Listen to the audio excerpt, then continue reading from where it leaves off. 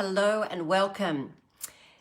Lovely to have you here today on Elevate Your Wellbeing, Contagious Care.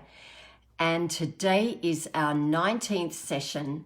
Please give me a thumbs up or a wave if you're here, and good to know that who I'm speaking with. So I've just got an awful feeling that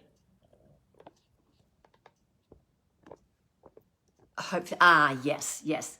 I just had to check. Thank you, whoever's come on. Please let me know who you are so that I can see, because I just had this awful feeling that I hadn't switched the phone on properly. So let me know on a scale of 1 to 10, what level of well-being are you experiencing this morning and why? Because if you're first on this session, we've had a number of new members, and if you happen to be first on, if this is your very first session, and Venice, I know it is your first session, welcome as a new member. I want to welcome you all as new members, and also particularly I want to welcome the people who are what I'd call silent members, people who are viewing these video sessions that I have no idea that you actually are. I just get, 190, 280 viewers of particular sessions, and I'm thinking, wow, I without the engagement with you, I have no idea that you're there. And it just dawned on me, just in a conversation yesterday with somebody who had texted me and said how much they were valuing these experiences, listening to me. She was actually listening to all my sessions on a bike as she was cycling, and was just I am so indebted to her for thanking me for what she was learning through these sessions and how they'd been lifting her up, because I never would have known if it wasn't for her just giving me that text saying thank you.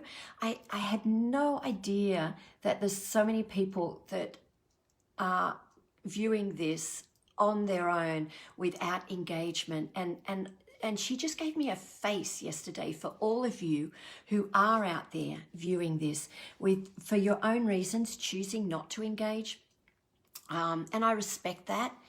But equally, I want to, I respect the fact that many people want to be anonymous in this, and that's okay. That's the space you're in right now, and that's okay.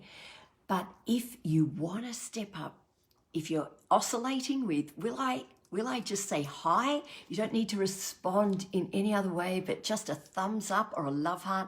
That is so encouraging to me to know who is there, who I can just know that I'm speaking with, because then I can pitch it to you as well. So welcome, Alison. It's lovely to have you here. And Venice, you're a 7 today. That's a pretty good number. Can you tell me why you're feeling a 7? Have you done some reflection this morning? Have you gone out and done some exercise, some yoga? Have you had a chance to be mentally stimulated? What is it that's led you to a pretty good number 7 on your well-being level today? And hi, Wendy. Great to have you here as well. So it says to wave to you. So I am. All right. So Contagious Care for the new members is a group that I just set up to care for yourself, to enable you to be a greater carer for your loved ones through this COVID-19 season. And so that we can make our care contagious with others through this time of struggle. And today we're going to be looking at an area called positive toxicity. And are we prone to it? So first of all, can you let me know, do you know what positive toxicity is? Have you heard of that phrase before? So just put in the chat box, yes or no. And if you know what it is, tell me. Hi, Margaret. Great to have you here.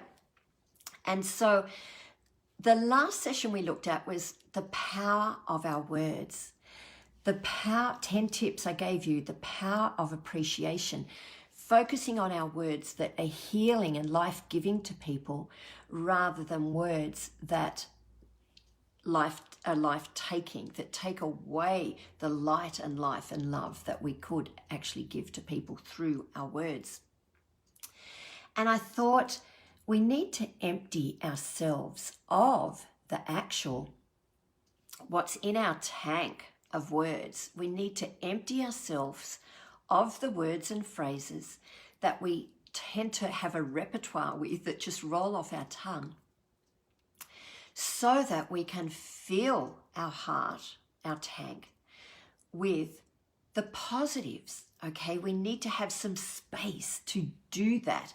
So I wanted to just help us to identify today, what are some of the toxic things? There are so many, and I'm not going to reach even 1/10 of them, the toxic stuff today, but I'm going to focus on just an area of positive toxicity. When we think that Margaret and Alison have said no, they haven't heard that phrase before, and so bring Wendy onto the camera. So Wendy, do you know what positive toxicity is, and can you have a guess? Okay, so many of you would have heard the word empathy blockers, the things that are kind of communication killers, fouls. You go into the sin bin if you use them. We used to have timeout for example, the negative concept. There was a concept that was going around when our children were teenagers, loser. Is that around the right way for you? It's always mixed up with Facebook Live, so whichever. And we had the sin bin for our teenagers who did that, okay, just in the house as a joke, and it got rid of that because I picked that up from the playground, got rid of it immediately. So we want to get rid of those negative phrases and have room for the positives in. Wendy's saying being positive on all things and rejection of the negative. Yes, Wendy, absolutely correct. I think we grow through the negative. We certainly grow through the negative experiences. And this whole topic today, I wanted to look at, because sometimes I've been looking at how we can be grateful, the power of gratitude, the power of appreciation. And I just don't want anyone to think we're only going there without understanding that we need to be really empathic through these situations, particularly of COVID, but an understanding that everyone has a different experience through COVID-19. And if we can relate to those people that we are meeting, whether it's on Zoom, whether it's now face-to-face with the restrictions lightening a bit, that we can connect with them through their experience rather than projecting our own. You might have been in a situation where COVID-19 has actually been wonderful for you in terms of heightening your business. You might have been able to you might be an introvert and be relishing this time where you don't have to go out and have meetings with people. So everyone has a different experience and it's unique to us. And I experienced, even last night, this delightful person who, I don't know her, but she rang me and asked me to speak on her, it was called a Christian singles and dating armchair talk. So she's asked me to speak on relationships for those armchair talks on their Zoom, and they get over 100 singles and people starting out in dating relationships. And she gave me this wonderful, she just talked about the title of, she reframed COVID-19 in a wonderful reframe, and she called it Corona Sharona. And I loved it. It made me laugh straight away because it just it just gave a tickle to my heart. Tell me what that experience does for you. Corona, Sharona, what does it make you think? What images does it conjure up for you? So, you know, that was her experience. Oh, we're over this now, you know, and we're all over it. But some people are still in it to the depths of their experience, particularly if they've had the illness, particularly if they've had to be socially isolated. But tell me what your experience, just your thoughts of those images of Corona, Sharona. So we need to understand where other people are coming from. We're all unique, and therefore we all have unique experiences. Tell me if this is resonating for you. Now, with positive toxicity, we can sometimes project our own experience onto the other person. Just tell me in the bar, in your chat box there, whether you have experienced doing that to other people. I have, you know, I'm human. When somebody says something about, oh, they just went down to Tasmania and had a wonderful holiday, not that we'd be doing that right now, but say if they did, I'd come out with, oh, wow, I used to live there, before I would have given myself a chance to hear the experience of their wonderful holiday. So, you know, it's great for them to experience, to hear that I lived there, but not straight away. I don't want to project my experience, my memories straight away. I want to hear their happy experience of their holiday first. And Alison's saying rhyming words can often bring a smile, and that's what it did to me that last night when this lady who was asking me to guest speak it talked about Corona Sharona. And Wendy, you're giving a thumbs up, I can see. Thank you.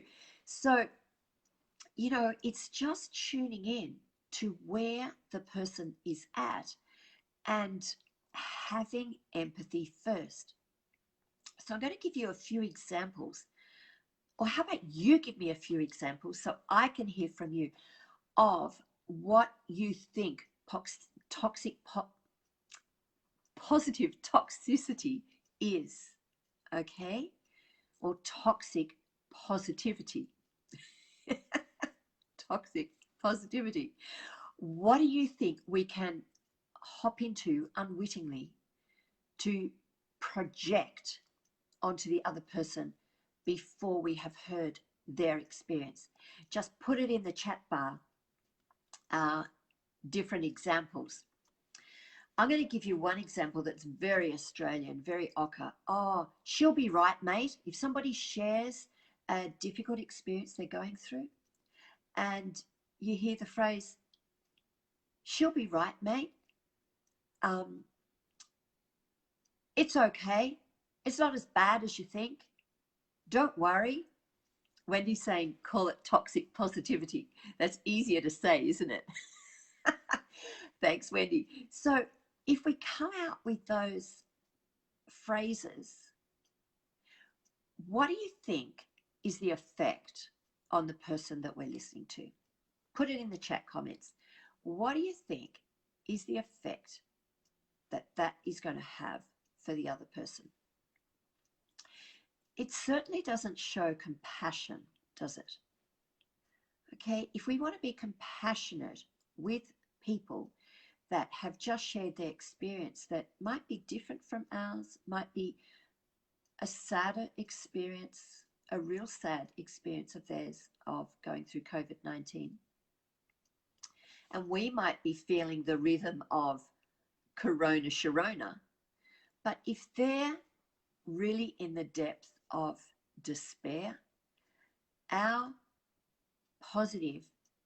toxic positivity isn't going to help. So we need to all be heard and to feel heard. We might not be completely understood because we can't expect everyone to understand us. We all come from different planets, really, and we're all so different. And Margaret is saying the effect is it doesn't convey empathy. Yes. Wendy's saying Oh, it was meant to be. Hello, sometimes that's a crazy saying, as Wendy's saying, it will be better soon. It could have been worse. Look on the good side, you're still alive. That's right, Wendy.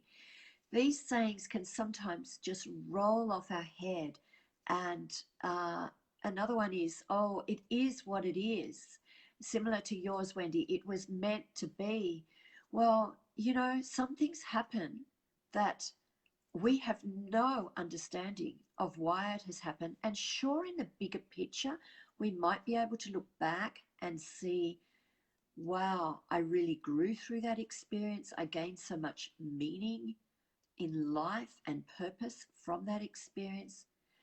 But in the moment, is that going to be helpful to you? It's meant to be. The effect that Alison is saying here, thanks Alison, it minimizes the personal compassion or care the individual needs. All comments, Wendy's saying, is not encouraging the discussion to go further. Yeah, it has that effect that it just shuts down. So what we're looking at here, tell me if I've got this the right way up. We're talking about love words. Have I got that on the right side? Just say right side or wrong side and I'll change it. It's different for me. So with our love words, we want to be able to connect in a way that, yeah, got it right. Fantastic. Thanks, guys. Good. I need to hear that, need to know it, because I'm a bit ambidextrous with this. Okay, so it's got to be the same for me and the opposite for you. Thank you, girls. So with our love words, we want to be able to show compassion and not isolate the person from our conversation. They might already feel lonely or alone, and we can make them feel even more isolated in their capacity. And we might make them feel more depressed, more alone in their experience. We shut them down if we're giving them this toxic positivity. Hello, Jim. It's great to have you here. I'm going to give you a wave if that gets you on. Yeah, lovely to have your engagement, Jim. And Jim, I have to say this. Jim was the high school principal when we were in Tumut and changed the community and the school so wonderfully in a positive, radical way. And we were just so fortunate to have our daughter there for 2 years in the high school that Jim was principal of. And so it's lovely to have you here. And Dave Gross, welcome. So good to have you here too for your first time on, Dave. So talking of toxic positivity, we don't want to isolate. We don't want to let the person spiral into more aloneness and feeling like they're the only person who's experienced this. That's what we can do if we give a positive comment that they just so can't relate to. And it's important to give empathy first, to actually hop into their shoes. As Brene Brown says, she's a wonderful writer, and you would have heard of some of her books. And she, in my workshops on Elevate Your Wellbeing that people have been asking about, so I'll tell you a bit about that at the end. But in my workshops, I use the video clip that Brene uses to actually, it helps you visualize somebody is at the top of a hole that somebody has fallen down into, and it's a deep hole. They're in a deep hole, and the person at top's just saying, oh, you'll be right, it'll be over soon. Yeah, just think on the bright side. And really what the person needed who'd fallen down in the hole is for this person to climb down and reach the person and be with them and connect with them and have empathy, to hop in their shoes, to actually have the guts to hop in their hole with them, not literally, but with our words of empathy, so that then those words of empathy can help them to take maybe just one step onto the lowest rung to climb out. That's the empowerment that we can give people. You see, we've all had those experiences where, tell me if you've had an experience where somebody has just loaded their projection onto you with an overrated comment that makes you think, that's not the level of where I'm at all right now. Just put a yes in the bar for me to know whether you can relate to this. You see, I'm drawn to an experience many, many years ago, in just speaking on this topic, where my mum, she did the best she could with the resources she had in the generation that she grew up in. And it was very, she came out of the Depression times in the 1930s, and so you just compared everything to that. And I remember when I miscarried with our first child, and it was a 3-month miscarriage, and we had kind of really, being our first child as well, we kind of the joy, as you can imagine, was just overwhelming joy, and getting to know this baby inside my womb. And then all of a sudden I had this miscarriage and was put in hospital, and my overnight had to have a procedure, and it was just a devastating experience in that moment, in that time. And my mum came in the next morning, and she hugged me, but her first words were, well, at least it wasn't a miscarriage, Heather. And, there was a dissonance. She was doing her best. This is not about blaming. This is about just acknowledging what phrases are helpful and what phrases are so unhelpful. And to me, in that moment, it just caused a dissonance. I thought, oh, it feels like mum's not with me now. I knew in my head she wanted to be, and that was the best that she could do at that time. But if she had learned about empathy, or if she was just naturally empathic, and mind you, there's not many of us who are naturally empathic, we need to develop that over time, and learn about it, and learn about the empowering effects it can have on people. Because equally, when we learn the empowering effects that empathy can have on people, we straight away learn the disempowering effects of this over positivity of, it is what it is. She'll be right, mate. It could have been worse. Yes, I know that it could have been a stillbirth, but I didn't need to be reminded of that in that moment of my deep, deep sorrow and loss. So it's about evaluating where we are in our experience before we jump in with a comment. It's about actually evaluating, more importantly, where the other person is in their experience, so we can just climb down the ladder, be with the person, and help them to just climb onto one rung of the ladder to get out. As Wendy has said, empathy then is like a ladder. That's so true, empathy. You see, when we understand where people are coming from, we actually give them courage. The word encourage means to give courage. And so it's a gift that we can give the other person when we enable them to feel understood just by the phrases we are giving them. And I'm going to hop into I focused on parenting. I'm going to give you an example here.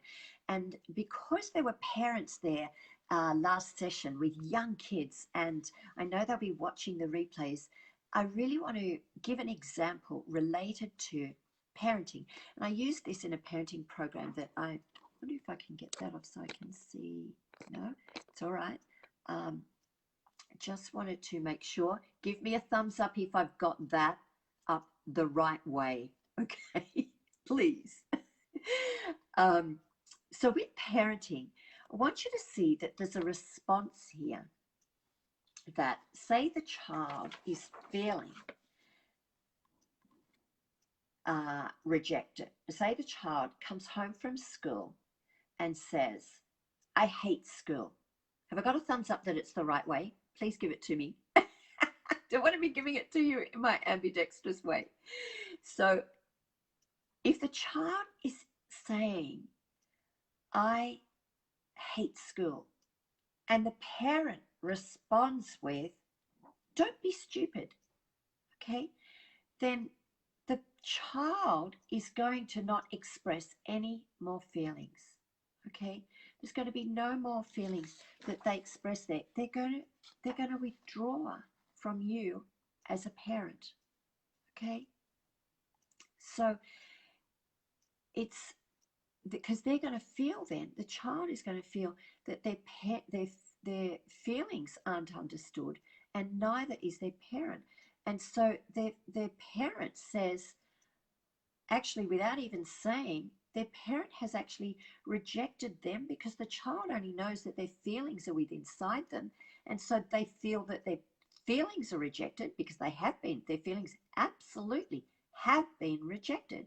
And so then the child can think inside their brain, I've been rejected too. Okay, it's a disempowering response. The parent's trying to encourage them, but it doesn't give them courage at all. It just tells them not to express any more feelings. The overall message is, your feelings aren't important and neither are you. Tell me if that resonates for you. As a parent, most of us will have all been parents, and tell me if that resonates for you. What is that like as a response? It's disempowering. It persuades the person, the child, to actually think like what you want to think. Oh, come on, the teachers are doing their best, blah, blah, blah. And yes, Jim, the teachers are doing their best, but the child doesn't need to hear a quick off the pat response like that. What the child needs to hear is an acceptance of their feelings, developing total honesty. And because that's going to build honesty if you can be open to your child's feelings. And in the end result is going to develop a high self-esteem. For example, the child says, again, I hate school. The parent's response is, sounds like you had a really rotten day. So the parent is reflecting back exactly what the child has said, but just in a different way. That they're guessing, it's a hunch, they're guessing the child has had a bad day.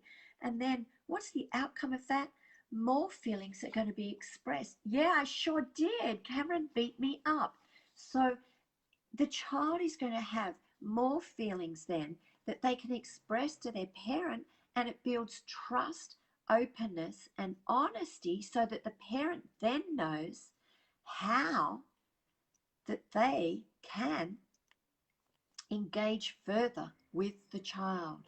Okay, so it builds openness, honesty, understanding. And what else? Tell me more in your comments. What else does this do for that child? What else does it do for the relationship between the parent and child if the parent responds just with a reflective comment like, sounds like you've had a rotten day? So you see, the overall message is that your feelings are important. I want to understand them because I really care for you. So that's a parenting example. But likewise, and just what you've said, Wendy, same with adults and in the work environment. Exactly. I'm just going to read these responses. Wendy, you tend to withdraw totally. That's right. If you're not having a reflective response back. And Alison has said it builds further conversation. You can get into the heart of your child or the person that you are listening to. You can absolutely be connected, so connected, when you take away your judgment or your response. You see, they're called empathy blockers and fouls because they absolutely disengage you and separate you from the person. That person's not going to go back and share their heart with you again. And things like this can come out with untimely advice, okay? You would have heard people say, you know, if you just straighten up with a teenager, if you just straighten up your desk, you'd do so much better. If the teenager's saying, oh, I can't get any work done, my head's not in a good space. And the parent might say, well, just tidy up your room, tidy up your desk, and then you'll be able to. That's not helping them, okay?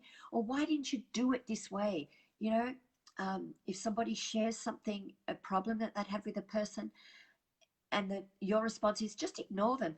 It's untimely advice. It's premature. You're not getting into the heart of the person. We can also persuade with logic. There's nothing to be upset about.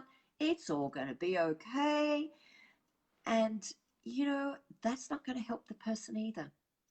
Wendy's saying getting out of these feelings can help you be happier in the space. That's right. So can help you be happier in this space. So tell me a bit more by what you mean by that, Wendy. Just expand on that if you can. So reassuring is another thing. Premature reassurance is another form of positive toxicity. And it can be, come out as, don't be nervous, don't worry, it'll work out. You'll be fine, you look terrific, you know. Whereas you might want to say, with somebody going onto the stage to present and they tell you they're nervous, for example, you might want to say, yeah, it is a really nerve-wracking experience, isn't it? But I have faith in you. I got confidence in you, and go girl, you know? So you can see how you can tune in to where the person's at. But then when you've done that, you have the respect then to be able to, even in the next sentence, say it, you know, I have confidence in you. But that I have confidence in you is going to just plummet. It's not going to land well if you haven't given that empathy first. So to sum up, we don't want to be doing disempowering phrases and words to people, giving them by persuading with logic, giving untimely advice, or offering solutions. Remember, that's such a common thing that sadly men, you know, the stats on this, that men will fall into that much more readily. If you've read the book John Gray, Men from Mars, Women from Venus, yeah, women just need, like men too, but we predominantly need to be heard. And then when we've been heard with that empathic response, we can come up with our own solutions and there's a dialogue. But when we're given that premature solution, we just disengage from the conversation. So people need to be ready for our wisdom. We need to be in tune with the person so that it can be dropped into their hearts, that wisdom, at the right moment. And it might not be at the right moment in the conversation we're with them at that time. For some people, their hearts are only open to being able to receive wisdom at different times in their life. And we might be able to put a droplet, just a little droplet in now. I've got my engagement ring is a little teardrop, and I think of that. I don't know whether you can see that on the, no, probably not. But it's a little droplet, and I'm reminded of that. It's a little droplet of wisdom that can come later down the track for people when they need empathy first. And that droplet, after empathy is given, can be a diamond. It can be a beautiful little diamond for them. They need to unfold their heart and choose their time of readiness. So I'm going to wind up now, but we'll just look at these comments, getting out of those feelings. Wendy's saying, just in the last week, I was feeling frustrated in my job. Once John, your husband, and I talked about it, solving nothing, but just talking about it has made it not so bad at all. That's so true. And when you've got that partner to be able to talk about it with the empathic responses first, it is like a diamond, a little droplet that comes in, and you unfold the conversation rather than molding it into, with your quick solutions. Because often the premature logic and reassurance and solutions is only to make us feel better. It does not make the person feel better. So I just wanted to finish with this. I've had a lot of texts about asking me for counseling, and I can't take on any more counseling. It's just with all these, with time, I just can't. But I want to let you know that if any of this has resonated with you, where I will put on the Contagious Care website, on the Contagious Care Facebook page, two things. I'll put a couples getaway that is on in September in our home in lovely Kiama, and wonderful news that, because we only take 6 couples at a time, and it's for enriching your relationship. It's looking at the topics that you want to have, that you want to choose, because we only have 6 couples at a time. It's a wonderful weekend. It's relaxing, it's constructive, and you choose your agenda with the other few couples that are there, and topics like, dealing with conflict, looking at empowering communication patterns and developing more intimacy, having fun in your couple relationship. And that is a constructive weekend that is just so enlightening for couples. They come away feeling so refreshed.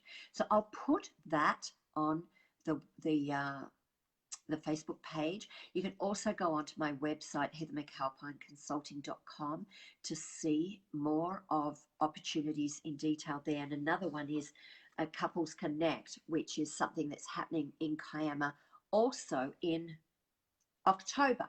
Okay, so if that first date, that's a conference for couples run by Better Marriages Australia. So, and there's keynote speakers and lots of options of workshops. I'll put that on our page as well for all those people who are looking at different options that are leading on from being energized by these videos. And another thing is, if this has resonated for you, if you're receiving value, feel very free to just click that share button, because something that's happened for me, I have not been able to invite all my friends on Facebook to these sessions, because Facebook has this weird algorithm where they limit me, the admin person for the group, they limit me from personally inviting friends, because they want it to organically grow.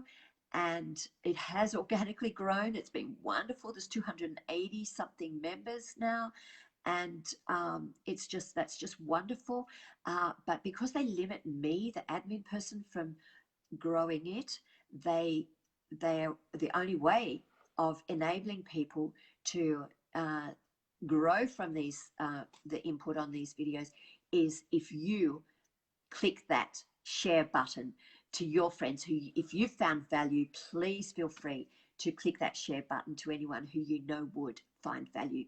So I'm going to finish, and lots of encouragement to you to be positive, yes, but timely in your encouragement to others by using empathy and really hopping into their shoes to empower them to take one further step up the rung of that ladder. So until next time, be brave, be life-giving, and let your beautiful light shine.